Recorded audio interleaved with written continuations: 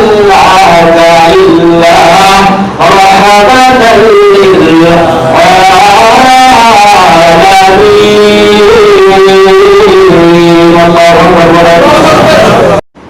أعوذ بالله من الشيطان الرجيم. بسم الله الرحمن الرحيم.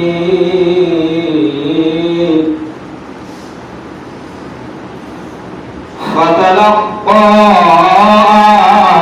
آدم من ربه كلمات فتاب عليه إنه هو التواب الرحيم.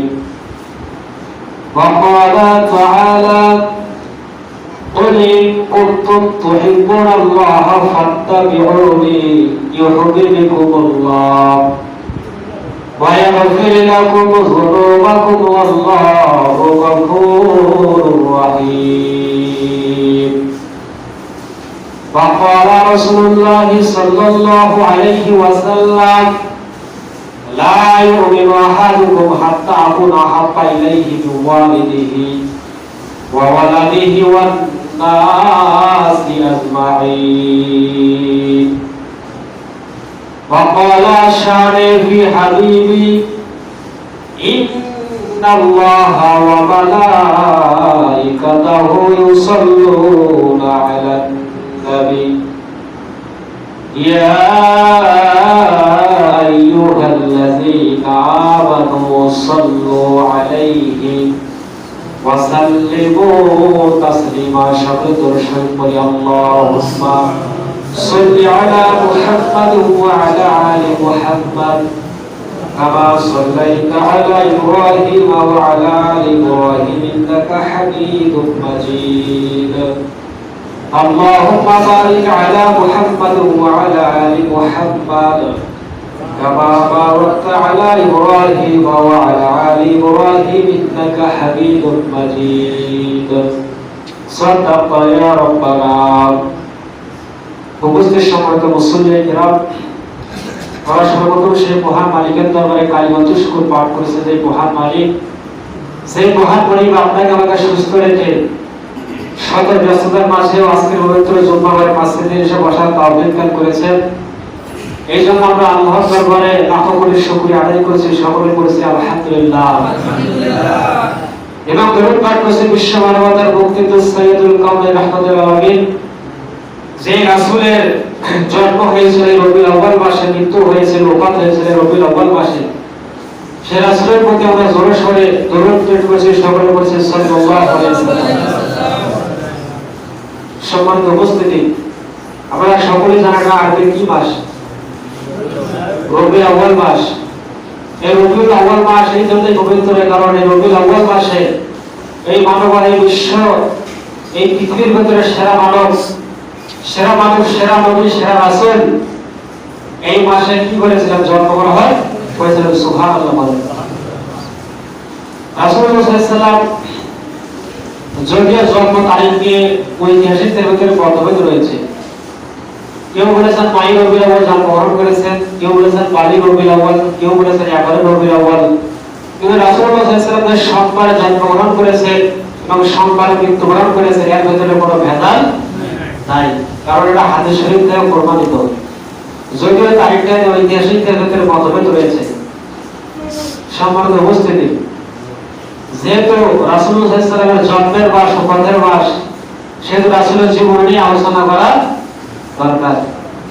কারণ রাসূলের জীবনী আমরা কম বেশি সকলেই জানি, কারণ আমরা অনেক মাহফিলে, অনেক মসজিদের বয়ানে, অনেক ঈদের খুতবায়, জুমার খুতবায় রাসূলের জীবনী আমরা প্রতিনিয়ত শুনেই চলেছি। কিন্তু রাসূলের জীবনী আমরা যতই শুনি, যতই পড়ি, যতই বুঝি, ততই যেন আমাদের অন্তরটা মুক্ত হয়ে যায়। নাকি বলেন? ততই আমাদের অন্তরটা বিগলিত হয়ে যায়। ভাই আরো শুনি, আরো শুনি, আরো শুনি। রাসূলুল্লাহ সাল্লাল্লাহু আলাইহি ওয়াসাল্লামের সংক্ষিপ্ত জীবনী হচ্ছে রাসূলুল্লাহ সাল্লাল্লাহু আলাইহি ওয়াসাল্লাম এই যে আগে সর্বপ্রথম বলে রাসূলের প্রতি আমরা সর্বপ্রথম যে দরুদ পড়লাম, কি বলেছি? দরুদ পড়েছি। দরুদ পড়ার ফজিলত জানেন? রাসূলুল্লাহ সাল্লাল্লাহু আলাইহি ওয়াসাল্লাম হাদিসের ভিতরে বলেছেন, যে ব্যক্তি আমার প্রতি একবার দরুদ শরীফ পাঠ করবে তাকে 10টি নেকি দেওয়া হবে। কয়টি? 10টি নেকি শুধু দেওয়া হবে, 10 নেকি বৃদ্ধি করে দেওয়া হবে, 10টি গুনাহ তার মাফ করে দেওয়া হবে এবং 10টি মর্যাদা বৃদ্ধি করে দেওয়া হবে। সুবহানাল্লাহ বলেন। দরুদ শরীফ পাঠের গুরুত্ব এত বেশি যে রবিউল আউয়াল মাস, আমাদের উচিত বেশি বেশি করে দরুদ শরীফ পাঠ করা। কারণ আপনি বিপদে পড়েছেন, আপনি বিভিন্ন সমস্যায় জর্জরিত আছেন, বেশি বেশি আপনি দরুদ শরীফ পাঠ করবেন। দরুদ শরীফ পাঠ করার কারণে আল্লাহ তাআলা আপনাকে বাধা মুসিবত থেকে দূর করে দিবেন। সম্মানিত উপস্থিতি, এই যে আমরা দরুদ শরীফ পাঠ করলাম, এখানে একটা কথা মনে রাখা দরকার। দরুদ শরীফ পাঠ করলাম, এখানে কিন্তু নেতা আমরা একজনকে বললাম, তিনি কে? তিনি হযরত মুহাম্মদ সাল্লাল্লাহু আলাইহি সাল্লাম। কিন্তু আপনি দুনিয়াতে কাকে নেতা অনুসরণ করতেছেন, কাকে দুনিয়াতে আপনি ফলো করেন? আপনি প্রতি ওয়াক্ত নামাজে দরুদ শরীফ পাঠ করেন, আপনি যখন শেষ বৈঠকে যখন থাকেন দরুদ শরীফ পাঠ করেন, আল্লাহুম্মা সাল্লি আলা মুহাম্মাদ ওয়া আলা আলি মুহাম্মাদ। এই যে প্রতি রাকাতে ওয়াক্তে যে আমরা নামাজ পড়ি, এখানে আমরা দরুদ শরীফ পাঠ করি, এখানে নেতা আমরা মানতেছি মুহাম্মদ সাল্লাল্লাহু আলাইহি সাল্লামকে। কিন্তু দুনিয়ার কর্মক্ষেত্রে দেখা যায়, দুনিয়া চলাফেরা করতে দেখা যায়, যে নেতার ভেতরে রাসূলের আদর্শ নাই, যে নেতার কর্মসূচির ভেতরে রাসূলের আদর্শ নাই, সেই নেতাকে আমরা ফলো করি। কি বলেন তো দেখি, তাহলে ওই কথার সাথে এই কথা মিল থাকলো? আপনি নামাজে রাসূলকে নেতা হিসেবে মানতেছেন, মসজিদে মানতেছেন, কিন্তু বাইরে যে দেখা গেল রাসূল নাই, রাসূলের আদর্শ যে নেতার ভেতরে নাই, সেই নেতাকে তো আপনি ফলো করেন, রাসূলের মহব্বত আপনার সামনে পয়সাও আসবে না। সম্মানিত উপস্থিতি, একটা উদাহরণ দিলে বুঝবেন। এই যে আমরা যখন ঈদের নামাজে যাই, মাঠের নামাজে যখন যাই, আমরা তাফসীর মাহফিলে যাই, এখানে যে আমরা বসে আছি, বলেন তো দেখি আমরা এখানে কার টিমের লোক? রাসূলের টিমের লোক না? আমরা এখন বর্তমানে কার টিমের লোক? রাসূলের টিমের লোক। এই যে আমাদের পাঞ্জাবি, সুন্দর দাড়ি, এই যে আমরা টুপি পরে এসেছি, গায়ে আতর মেখে এসেছি, আমরা এখানে সবাই কার টিমের লোক? রাসূলের টিমের লোক। এটা আমাদের কি পাঞ্জাবি পায়জামা, মুসলমানদের একটা জার্সি। এটা কি জার্সি? যেমন যারা আর্জেন্টিনা ব্রাজিল ফুটবল খেলায় তাদের গায়ে জার্সি আছে না, যেমন তাদের কি জার্সি আছে। মুসলমানদের জার্সি আছে পাঞ্জাবি পায়জামা টুপি পরে আছে, না মুসলমানদের কি জার্সি। আপনি জার্সি গাইতেছেন রাসূলের টিমের, আর পায়জা খেলেছেন শয়তানের টিমের, সাইরা নাম হবে না, নামাজ কালাম পড়ে। এদের রাসূলকে নেতা হিসেবে মানি, এই নেতার লাইন আমাদের কাছে ঠিক করতে হবে। সম্মানিত ভাইরা, রাসূলের জীবনের সম্পর্কে আলোচনা, বিশ্বনবী সাল্লাল্লাহু আলাইহি ওয়াসাল্লামের জন্ম সম্পর্কে প্রথমে বলেছে ঐতিহাসিক পদ্ধতিতে। এই জন্ম তারিখটা যে মতভেদ রয়েছে। বিশ্বনবী সাল্লাল্লাহু আলাইহি ওয়াসাল্লাম আরবের বিখ্যাত কুরাইশ গোত্রের 570 খ্রিস্টাব্দে, যেটা আমরা সচরাচর জানি 12 রবিউল আউয়াল সুবহে সাদেকের সময় তিনি কি করেছেন? জন্মগ্রহণ করেছেন বিখ্যাত কুরাইশ গোত্রে। রাসূলুল্লাহ সাল্লাল্লাহু আলাইহি ওয়াসাল্লাম যখন কুরাইশ গোত্রে যখন জন্মগ্রহণ করলেন, তিনি যখন গর্ভে যখন ছিলেন, তার মায়ের নাম কি ছিল? আমিনা ছিল। রাসূল সাল্লাল্লাহু আলাইহি ওয়াসাল্লামের মাতা আমিনা যখন রাসূলকে যখন পেটে ধারণ করেছিলেন, বিশ্বনবীর কদর কতটুকু বেশি, বিশ্বনবীর মহব্বত আল্লাহর কাছে কত বেশি, বিশ্বনবীর মর্যাদা কত বেশি। আমিনা যখন কোনো কাজ করার জন্য পুকুর পাড়ে যেতে, কোনো টিউবওয়েলে যেতে, দেখা যেত যে একখান্ত মেঘ রাসূল সাল্লাল্লাহু মায়ের মাথার উপর ছায়া দিত। সুবহানাল্লাহ বলেন। তাহলে বিশ্বনবীর মর্যাদা কত বেশি ছিল।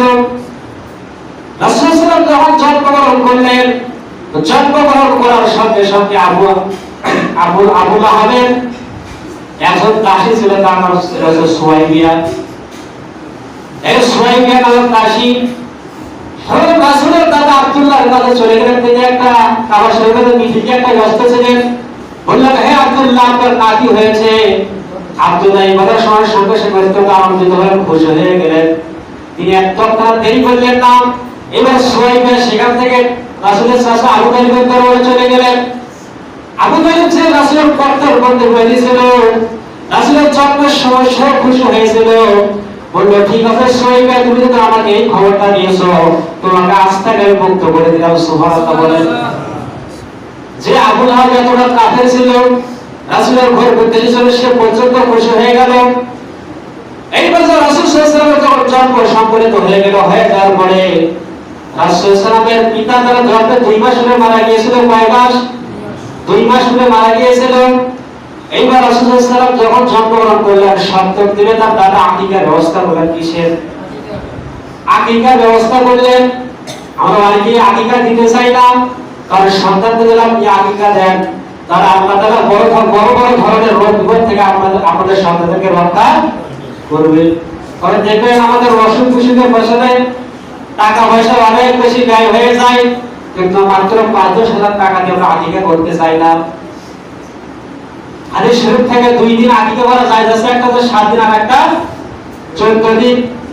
এই 2 দিন আমরা আকিকা করতে পারি না, রাসূলের সুন্নাহ নিয়ম, এটা হচ্ছে উত্তম। কিন্তু আমাদের সমাজে যে আকিকা না হালখাতা, কথা বলেন হালখাতা, 36 বছর বয়সের ছেলের মুসলমানি দেওয়ার পরে বাপ বিড়ি খায়, হোটেলে যায় বিড়ি খায়, আর এরকম হিসাব করে যে ব্যবসায়ীদের এত লাভ, আর যদি সব চাকরি সন্তান থাকতো আবার হালখাতা ব্যবস্থা করতাম। আমরা যেভাবে আকিকা করি যা করে 2টা গরু করে দেই, সমাজের এডিসিতে যারা মানুষ, বড় লোক যারা মানুষ, রিস্টন যারা সমাজে, তাদেরকে বেশি বেশি দাওয়াত দিয়ে যাতে কি 1000 টাকা পর পাওয়া বলেন তো দেখি, এই আকিকাকে রাসূলের আকিকার সাথে মিলে গেল? কখনোই কিন্তু মিলে গেল না। এই জন্য আকিকা করতে হবে একমাত্র আল্লাহর সন্তুষ্টির জন্য। আব্দুল্লাহ যখন আকিকার যখন ব্যবস্থা করলেন, ব্যবস্থা করার পরে এইবার আব্দুল মুত্তালিব তার নাতির নাম রাখলেন মুহাম্মদ। কি নাম রাখলেন? মুহাম্মদ। মুহাম্মদ শব্দের বাংলা পুরুষ শব্দ হচ্ছে পরম প্রশংসিত। পরম কি প্রশংসিত? কারণ পৃথিবীতে যতগুলো মানুষ রয়েছে, বিশ্ব রয়েছে, প্রতিনিয়ত তিনি প্রশংসা দিয়েছেন, দাবিদার হচ্ছেন। আমরা রাসূলকে সবসময় কি করি? প্রশংসা করি, আবার ভুল ধরি। রাসূলের আমরা সবসময় প্রশংসা করে তাকে মহব্বত করি। আর একটা রাসূলের নাম রাখা হয়েছিল, তার মাতা আমিনাদের সঙ্গে দেখেছিল, আর একটা নাম রাখা হয়েছিল, সেই নাম হচ্ছে আহমদ। আর একটা নাম আহমদ। আহমদ শব্দের অর্থ হচ্ছে পরম প্রশংসাকারী। একদিকে রাসূল সাল্লাল্লাহু আলাইহি ওয়াসাল্লাম ছিলেন পরম প্রশংসিত, আর একদিকে তিনি ছিলেন পরম প্রশংসাকারী। আপনি মোবাইলে আগে সাইজে দেখেন যে বিশ্বের ভেতরে সবচেয়ে সেরা মানুষকে কার নাম আসবে? হযরত মুহাম্মদ সাল্লাল্লাহু আলাইহি ওয়াসাল্লাম। আপনি এখনই সার্চ করে দেখবেন, বাড়িতে যাওয়ার পরে মোবাইলে সার্চ দিবেন যে বিশ্বের ভিতরে মহামানবকে, ভালো মানুষকে, দেখুন আমাদের নবীর নাম সেখানে সঙ্গে সঙ্গে চলে আসবে। সম্মানিত ভাইরা, রাসূল যখন প্রথম 4-5 দিন তিনি মায়ের গর্ভে তিনি দুধ পান করা শুরু করলেন, দুধ পান করার পরে সুলাইমানের দাসীর কথা বলেছিলাম, তিনি তারও বাইরে দুধ পান করলেন। সেই সময় আরবের একটা নিয়ম ছিল, চিরচরিত নিয়ম ছিল, যে যখন সন্তান জন্মগ্রহণ করতো তাকে ধাতৃমা পালন করতো, দত্তক দিত। এইভাবে মক্কার সেখানে বড় একটা বাজার লেগে যেত, প্রতিদিন বড় বড় মদিনা থেকে মানুষেরা সেখানে চলে আসতো। বড় বড় ধনী যারা ব্যক্তি, যারা সন্তানদের উপর মানুষের বেশি আকর্ষণ ছিল। এইবার বলি সাত গোত্রের হালিমাতুস সাদিয়া, তার যে বাহনটা ছিল, ঘোড়াটা ছিল, সেটা ছিল একটু দুর্বল। এই ঘোড়াটা একটু আসতে দেরি করে ফেললো। আসার পরে তিনি দেখলেন সেখানে সব সন্তানদেরকে নেওয়া শেষ, শুধুমাত্র একটা এতিম সন্তান সেখানে কি আছে, সেখানে উপস্থিত আছে। এবার হালিমাতুস সাদিয়া, তার স্বামীর নাম ছিল আব্দুল্লাহ। তাকে বললাম খালি হাতে ফিরে যায় কি লাভ, চলো আমরা এতিম সন্তান তারে গ্রহণ করি। এবারে এতিম সন্তানকে যখন নিয়ে যাওয়া হলো, এইবার যে হালিমাতুস সাদিয়া, তার বাহনটা যে দুর্বল ছিল, দেখা গেল রাসূলকে যখন তিনি ঘোড়ার পিঠে যখন নিলেন, যারা আগে রওনা দিয়েছিল অন্যান্য সন্তানদেরকে নিয়ে, হালিমাতুস সাদিয়ার ঘোড়াটা তাদেরকে গিয়ে আগে চলে গেল। সুবহানাল্লাহ। এই জন্য আল্লাহ রাব্বুল আলামিন কোরআনুল কারীমের সূরা আনফালের ভিতরে বলেছেন, ওয়া মা আরসালনাকা ইল্লা রাহমাতাল লিল আলামিন। আল্লাহু আকবার বলেন। আল্লাহ রাব্বুল আলামিন এই সূরা আনফালের ভিতরে বলেছেন, ইনি শুধু রাসূল নয়, ইনি পুরো বিশ্বের যতগুলো মানুষ রয়েছে সবার ভিতরে তিনি রহমত। সুবহানাল্লাহ বলেন। সম্মানিত ভাইরা, রাসূলকে যখন হালিমাতুস সাদিয়া যখন নিয়ে গেল, নিয়ে যাওয়ার পর রাসূলকে যখন লালন পালন শুরু করলেন, যখন তার 4 বছর বয়স হয়ে গেল, আমার রাসূল কতবার তিনি ছোটবেলা থেকে কত ইনসাফপূর্ণ নবী ছিলেন। হালিমাতুস সাদিয়া রাসূল ছাড়া আরো 4 জন সন্তান ছিল। কয়জন? 4 জন সন্তান ছিল। 3 জন মেয়ে, 1 জন ছেলে। রাসূল সাল্লাল্লাহু আলাইহি ওয়াসাল্লাম হালিমাতুস সাদিয়া ডাক স্তর পার করতেন, কখন থেকে বাম স্তরে মুখ দেননি, কারণ 4 ভাইয়ের জন্য তিনি বাম স্তরটা রেখে দিতেন। কতটা ইনসাফপূর্ণ তিনি ছিলেন। রাসূল সাল্লাল্লাহু আলাইহি ওয়াসাল্লাম যখন 4 বছর বয়সে যখন উপনীত হলেন, হালিমাতুস সাদিয়া বলেন রাসূলের পারামতার শরীরের স্ট্রাকচার সম্পর্কে তিনি বলেন, একটা সন্তান একদিনে যা বড় হতো, একটা সন্তান 1 সপ্তাহে যা বড় হতো, রাসূল একদিনে যা বড় হতো। একটা সন্তান 1 বছরে যা বড় হতো, রাসূল সাল্লাল্লাহু আলাইহি ওয়াসাল্লাম 1 মাসে যা বড় হতো। সুবহানাল্লাহ বলেন। এইবার রাসূল সাল্লাল্লাহু আলাইহি ওয়াসাল্লাম 4 বছর যখন বয়স হয়ে গেল, তিনি মাঠে হালিমাতুস সাদিয়া মাঝে মাঝে তার সন্তানদেরকে নিয়ে মাঠে বেশ চড়াতে যেতেন, ছাগল চড়াতে যেতেন, দুম্বা চড়াতে যেতেন। এবার হঠাৎ করে একদিন তার বোনেরা লক্ষ্য করে দেখতেছেন যে মুহাম্মদ সাল্লাল্লাহু আলাইহি ওয়াসাল্লামকে কারা যেন আড়ালে নিয়ে গেল, সাদা সর্দার 2 জন লোক। আড়ালে নিয়ে যাওয়ার পরে তার বাম পাশের বুকটা ছেঁড়া হলো, ছেঁড়ার পরে তার বুকটাকে যত্নপুরের পানি দেওয়া করে ধুয়ে মুছে পরিষ্কার করে দেওয়া হলো।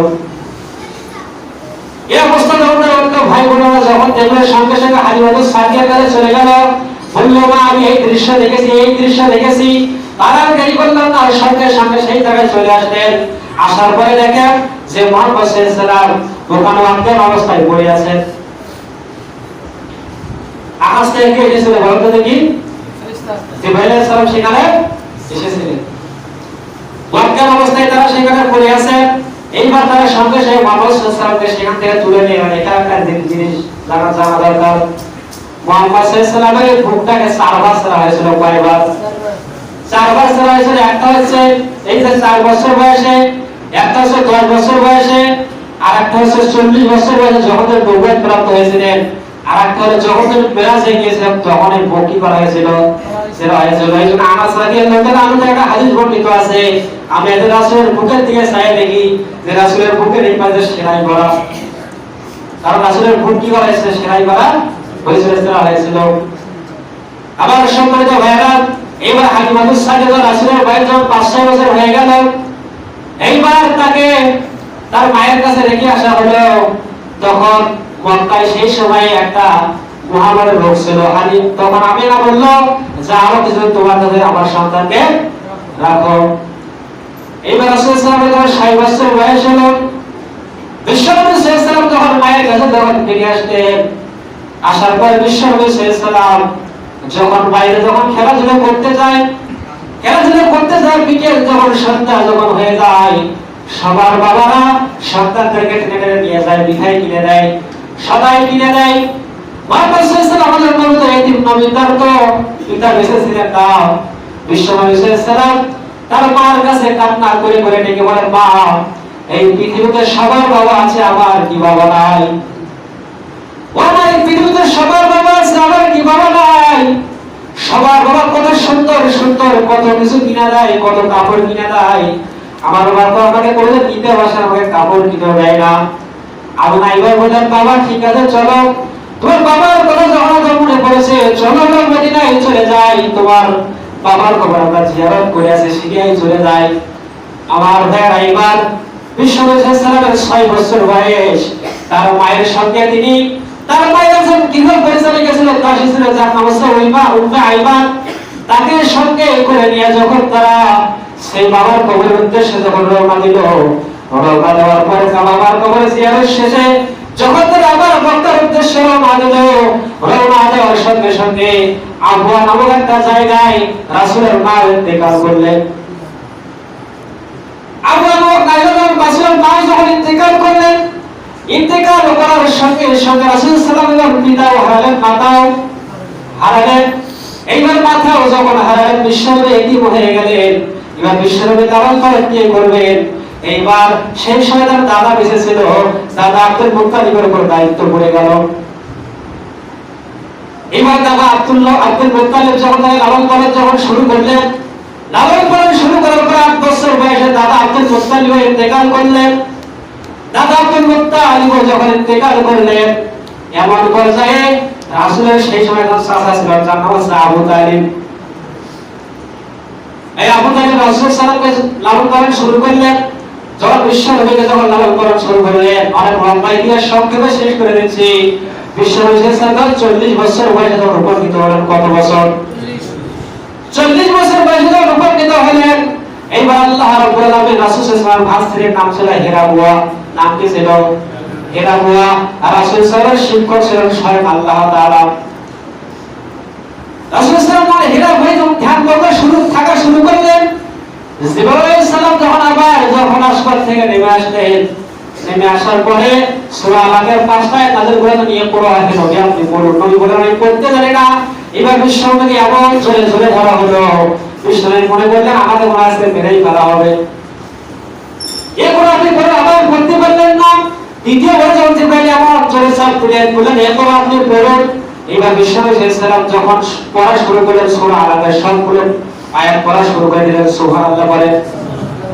সবগুলো আয়াত যখন শুরু করে দিলেন, এইবার নবুয়তের যখন কার্য যখন শুরু হয়ে গেল, আমার ভাইয়ের বিশ্বনবী সাল্লাল্লাহু আলাইহি ওয়াসাল্লামের উপর আয়াত নাযিল করা হলো, ইয়া আইয়ুহার রাসূল বাল্লিগ মা উনজিলা ইলাইক। এই নবী আপনার উপর নাযিল করা হয়েছে, এবার আপনি আর গোপনে নাই, এবার আপনি ওপেন ইসলামের প্রচার শুরু করে দিন। এইবার যে আবু তালিব, যে আবু লাহাব, যে আবু জাহেল বিশ্বনবীকে আলামের উপাধি দিয়েছিল, বিশ্বনবীকে ভালোবেসেছিল, এইবার তারা রাসূলকে জাদুকর বলা শুরু করলো, পাগল মাতাল বলা শুরু করলো। নাউযুবিল্লাহ করে বিশ্বনবীকে পাগল মাতাল বলা শুরু করলো। আরে বিশ্বনবী সাল্লাল্লাহু আলাইহি ওয়াসাল্লাম যখন নামাজে যখন সিজদায় যেতেন, সিজদার সঙ্গে সঙ্গে আবু জাহেলের বা সাইবা মুগিরারা তারা উটের পশা নারী ভরিয়ে এনে রাসূলের মাথার উপর দিয়ে দিত। নাউযুবিল্লাহ বলে। একটু চিন্তা করে দেখেন তো, একটা গরু ভুঁড়ির ওজন কতটুকু হবে? বড় সহজ হিসাব করে কতটুকু হবে? উটের ভুঁড়ি কিন্তু গরুর ভুঁড়ির চেয়ে আরো ওজন বেশি। এত বড় একটা ভুঁড়ি রাসূলের কাঁধের উপরে তুলে দেওয়া হয়েছিল, কিন্তু বিশ্বনবী সাল্লাল্লাহু আলাইহি ওয়াসাল্লাম কখনো তিনি ইসলামের পথে কখনো তিনি বিচ্ছিন্ন হন নাই, প্রস্তাব থেকে কখনো তিনি বিমুখ হন নাই। বিশ্বনবী সাল্লাল্লাহু আলাইহি ওয়াসাল্লামের যখন শক্তি যখন আস্তে আস্তে বাড়তে যখন থাকলো, ইসলামের দ্বিতীয় খলিফা ওমর রাদিয়াল্লাহু তাআলা আনহু যখন ইসলাম গ্রহণ করলেন, ইসলাম ওমর রাদিয়াল্লাহু ঘটনা অনেকে জানেন। ওমর রাদিয়াল্লাহু তাআলা আনহু যখন ইসলাম গ্রহণ করলেন, তখন আবু জাহেলের তরফ পড়ে গেল, যা আবু যে মুহাম্মাদের সাথে পারা যায় না।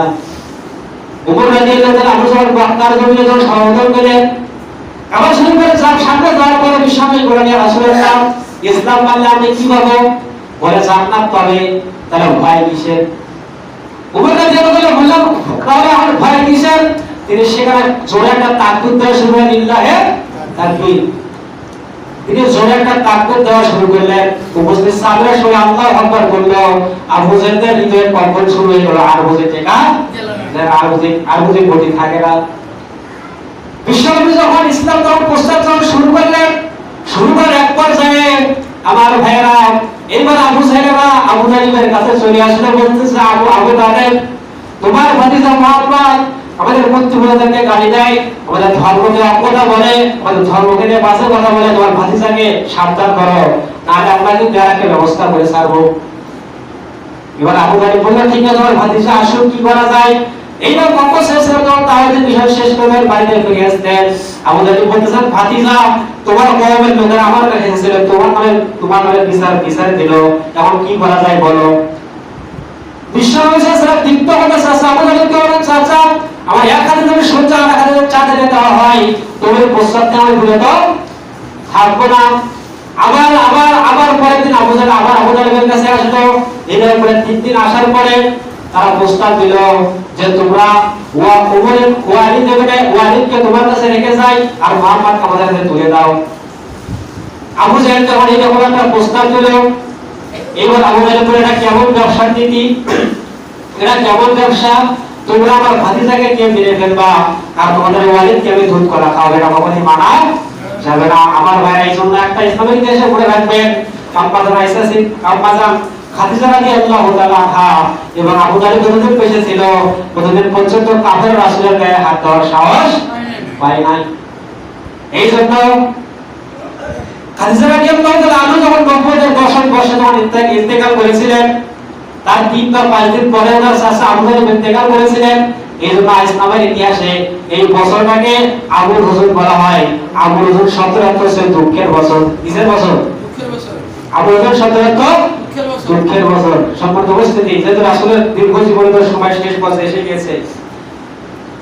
রাসূলের চরিত্র আল্লাহ রাব্বুল আলামিন কুরআনুল কারীমের ভিতরে বলেছেন, ওয়া আরসালনাকা লাকাদ কানা লাকুম ফি রাসূলিল্লাহি উসওয়াতুন হাসানাহ। রাসূলের চরিত্র ছিল উত্তম, উন্নত হইতেছে। রাসূলের চরিত্র সবচেয়ে উত্তম ছিল। একদিন আয়েশা রাদিয়াল্লাহু তাআলা আনহাকে জিজ্ঞেস করা হলো যে রাসূলের চরিত্র কেমন ছিল। তো আয়েশা রাদিয়াল্লাহু তাআলা আনহা বলেন, তুমি কখনো কোরআন পড়ো নাই? ওই সাহাবী বলেন, তুমি কখনো পড়ো নাই? কারণ কোরআনই আছে রাসূলের চরিত্র। রাসূলের চরিত্র কেমন ছিল? ওই আনাস রাদিয়াল্লাহু তাআলা রাসূল সাল্লাল্লাহু আলাইহি ওয়াসাল্লামের খেদমতে 10 বছর ছিলেন। কয় বছর? 10 বছর খেদমতে ছিলেন। তিনি বলেন যে রাসূল সাল্লাল্লাহু আমাকে কোনোদিন একটা খবর দিয়ে কথা বলে নাই যে তুমি এটা করলে না কেন, এটা করলে কেন, এই কথা তিনি কখনোই বলেন নাই। সম্পূর্ণ উপস্থিতি এমন ছিল রাসূলের চরিত্র। রাসূলের অবয়ব গঠন কেমন ছিল? আনাস রাদিয়াল্লাহু তাআলা আনহু একটা হাদিস বর্ণিত আছে, রাসূল সাল্লাল্লাহু আলাইহি অবয়ব গঠন ছিল কেমন জানেন? আনাস রাদিয়াল্লাহু তাআলা আনহু বলেন রাসূল সাল্লাল্লাহু আলাইহি গঠন ছিল, তিনি খুব বেশি বড় ছিলেন, লম্বা ছিলেন না, আবার খাটো ছিলেন না, মাঝারি আকৃতি ছিলেন। আবার রাসূল সাল্লাল্লাহু আলাইহি চেহারা খুব বেশি ফর্সা ছিল না, আবার কালো ছিল না। বিশ্বনবী সাল্লাল্লাহু আলাইহি খাবার খাওয়ার সিস্টেম ছিল, বিশ্বনবী সাল্লাল্লাহু আলাইহি সবচেয়ে লাউ বেশি পছন্দ করতেন। কি লাউ পছন্দ করতেন? লাউ খাওয়ার পেট কি থাকে? ঠান্ডা থাকে। বিশ্বনবী সাল্লাল্লাহু আলাইহি আতর খুব পছন্দ করতেন এবং বালিশ জায়গার বিখ্যাত বালিশও খুব পছন্দ করতেন। বিশ্বনবী সাল্লাল্লাহু আলাইহি যখন খাবার যখন খাওয়া শুরু করতেন, কি আপনারা বিরক্ত হচ্ছেন নাকি? অনেকে আমরা মনে করতে পারেন যে সময় পার হয়ে গেছে, এখনো বলার কি দরকার, কারণ একটা ওয়াদা তো ফিনিশিং আছে। আর অনেক ক্ষেত্রে দেখা যায় অনেক সাহেব যখন কথা বলে, অনেক ভাই যখন বলে ঘড়ির টাইম দেখে দেয়। এই সাহেবের মাথায় কি ঘড়ির টাইম নাই?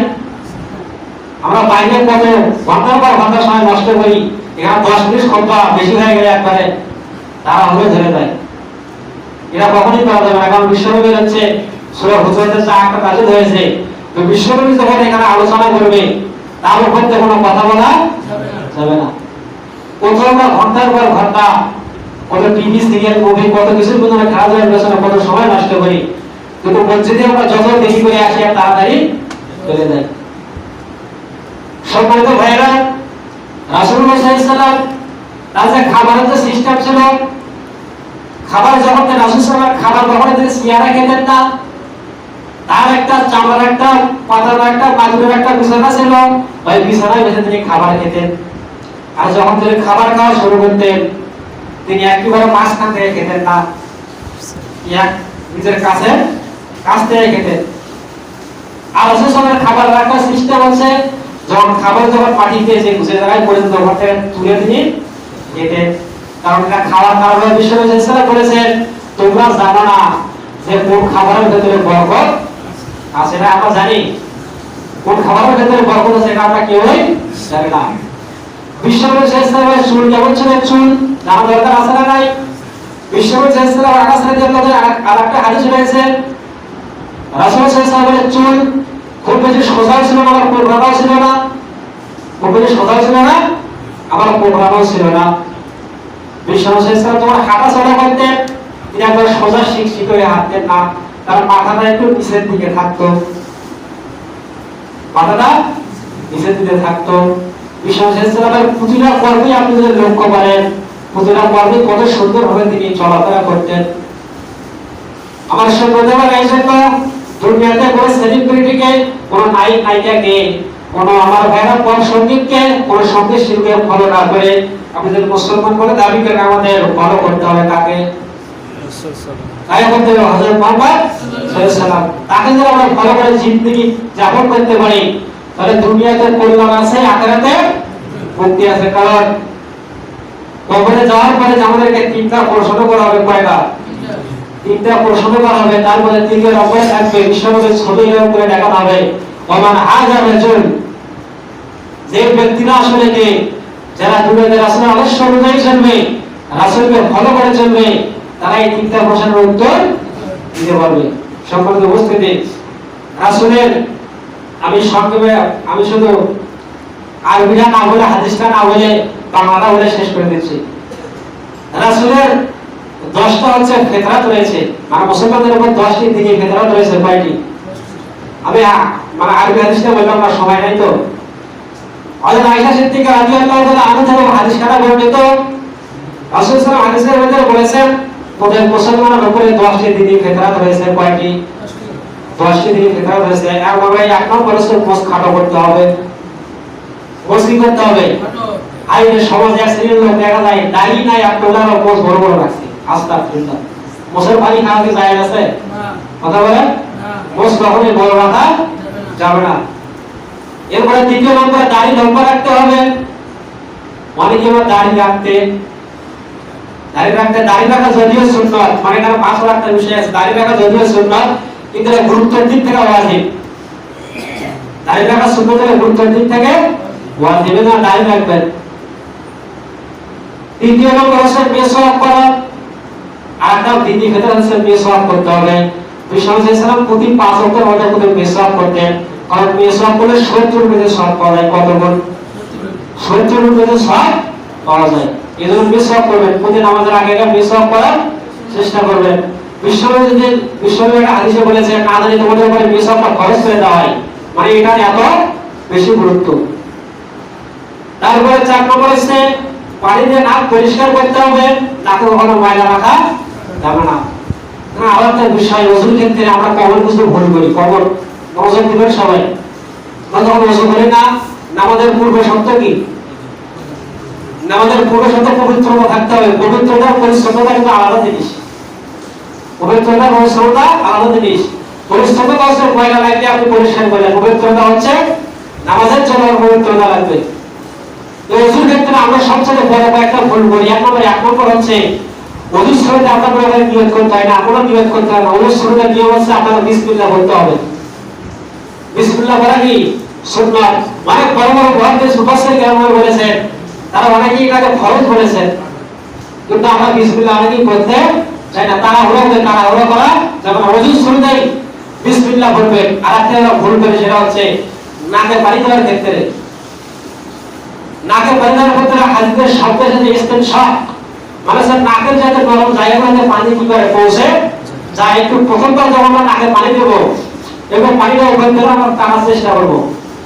পানিটা কি করবো? ওইখান থেকে টানার চেষ্টা করবো। দ্বিতীয় নম্বর যখন নাকে পানি দিব, একটু আমরা চাপ দিব যাতে পানিগুলো কি লেগে যায়। আর তৃতীয় নম্বরে যখন আমরা নাকে পানি দিব, একটু নাক ছাড়ার চেষ্টা করবো। এটা ওযুর কি নিয়ম? সুন্নাত নিয়ম। আর একটা আমরা কমন ভুল করি, সেটা হচ্ছে যখন আমরা কুলি করি, খালি ধীরে ধীরে হলেও কিছুক্ষণ পর রাখার পরে এরকম একটু মুখে নাড়াচাড়া করবে। কি করতে হবে?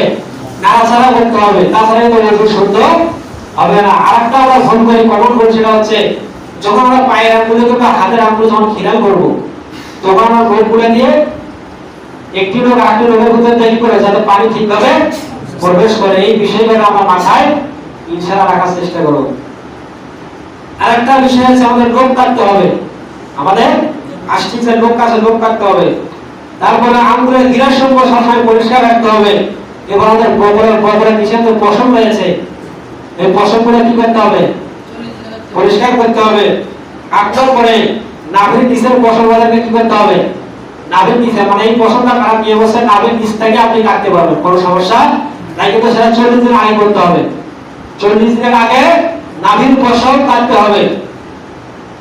আরেকটা হচ্ছে ইস্তেঞ্জায় পানি ব্যবহার করতে হবে। ইস্তেঞ্জা বোঝেন তো, যখন আপনি পেশাব পায়খানা করে বেশি করে পানি ব্যবহার করবেন। অনেকেই দেখা যায় যে বাইরে, আর ইস্তেঞ্জার ক্ষেত্রে রাসূলের হাদিস হচ্ছে, নিয়ম হচ্ছে যে আড়া লাগিয়ে ইস্তেঞ্জা করতে হবে। আড়া বোঝেন তো, আড়া লাগিয়ে ইস্তেঞ্জা করতে হবে। অনেকেই দেখা যায় কোথায় যায় মাসালা পাইছে, একবারে পেশাব করে করে কুলুপ নিয়ে কি আকরিমের মতো হাঁটে, মানে দেখাচ্ছে যে আমি মুসলমান নাকি। ওই পেশাব নিয়ে নিয়ম। ইস্তেঞ্জার ক্ষেত্রে নিয়ম হচ্ছে বেশি করে পানি ব্যবহার করতে হবে। আর একটা নিয়ম হচ্ছে দশমটা সাহাবী বলেছেন দশমটা আমি ভুলে গেছি, সমবেত সেটা কুলি করা হবে, কুলি করা হবে। যাই হোক এই 10টা হচ্ছে আমরা সকলেই মানার চেষ্টা করবো। রাসূলের যে আদর্শ, রাসূলের আদর্শের বাইরে যাওয়ার কোনো সুযোগ নেই। আমরা সকলেই চেষ্টা করবো যে এই 10টা বিষয় মানে চলার এবং রাসূলের আদর্শের হৃদয় যেহেতু আমাদের কল্যাণ দায়িত্ব, সেজন্য জীবনে চলাফেরার ক্ষেত্রে অর্থনৈতিক থেকে শুরু করে পারিবারিক পর্যন্ত আমরা রাসূলকে অনুসরণ করার চেষ্টা করবো। এই আশাবাদ ব্যক্ত রেখে আমি আমার বক্তব্য এখানে শেষ করছি। আসসালামু আলাইকুম ওয়া রাহমাতুল্লাহ। যারা সুন্নাত পালন করে সুন্নাত করে